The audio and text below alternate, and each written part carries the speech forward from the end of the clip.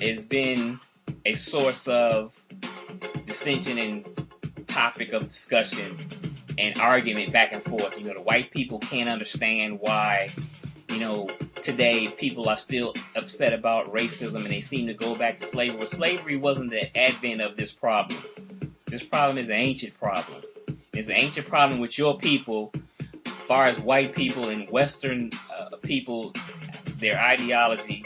Certain Western people, that is. I won't generalize and say all people, because you can't make a blanket statement. You can't say certain things. I've had videos taken down just because someone didn't like what I said about white people or what have you, whatever. But it's certain white people, and certain Western people or whatever, have a propensity for racism, white supremacy. You dig what I'm saying? The Pope in 1505 said it was good business to sell Africans because Africans didn't have souls. You understand what I'm saying? So that was 1505. Columbus came to America so-called in 1492. He was financed by the Queen of Spain to come over here with his ships, and him and Chris and the boys came over here and sailed over here.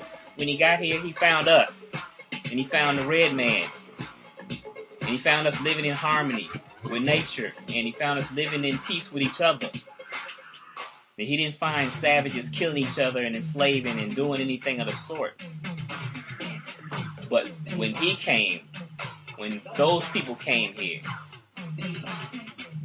they came here with a racist mindset from ancient times, from Greece, from Rome.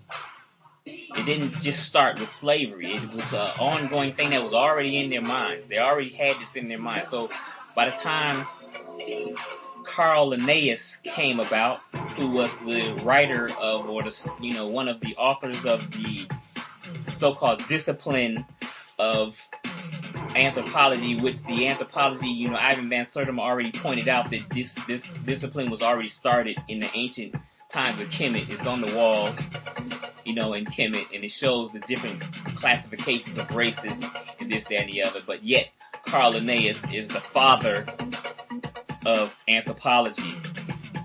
You dig what I'm saying? So these are the things that I'm talking about. The racist mindset already was permeating through the mentality of the European that came over here.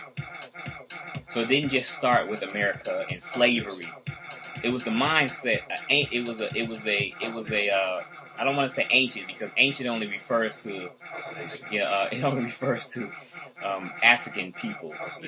Ancient. When you use the term ancient, Greeks and Romans weren't ancient. They were more contemporary. All right. You know what I mean? And you can like it, not like it. It is what it is. You dig what I'm saying? If you want to be sensitive about terms and subjects and this, that, and the other, then those are the things that hold us back from moving forward. But I want us to get back on the subject about Jim Crow and the Jim Crow image that permeates through America, and how today you can have the children on CNN picking the blacks. This is the black skin on CNN. Anderson Cooper had a special with the kids on there, picking the black skin as ignorant and stupid. Who's the black child? Who's the ignorant child? Who's the dumb child? And the little girl said, this one, the black dark one, because her skin is black. And her parents came on and tried to refutate and said, we don't teach racism. We have black friends and this, that, and the other. But okay, well, where did the kids get that from then? Where did this little girl from kindergarten, first grade, get this, ideology from? How did her little finger point to the little black one and say, that's the ignorant one, or that's the bad child? And how did they show the little dark-skinned sister? The question was asked, which skin is the good-looking child? She points to the white light skin. Where is she getting that from? I want to tell you where she's getting it from. You know what I mean? She's getting it from the image of Jim Crow in America, and the historical racist superiority mentality and the discrediting of the black race for the advancement of the white race. You dig what I'm saying? Carl Linnaeus, like I said, 1700s to, I forget the dates, where he was in existence in his rise. His writing of the classifications of men and the races, he gave classifications of the white race, the Asian race, the Indian race, and the black race. The black race was the most derogatory description.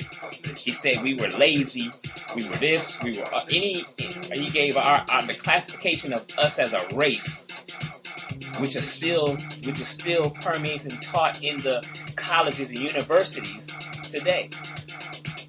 You know what I'm saying? Anthropology, the classifications of races. When you go to university, you'll hear about Carl Linnaeus. You'll hear about, his scathing assessment of what the Homo effer, as he called us.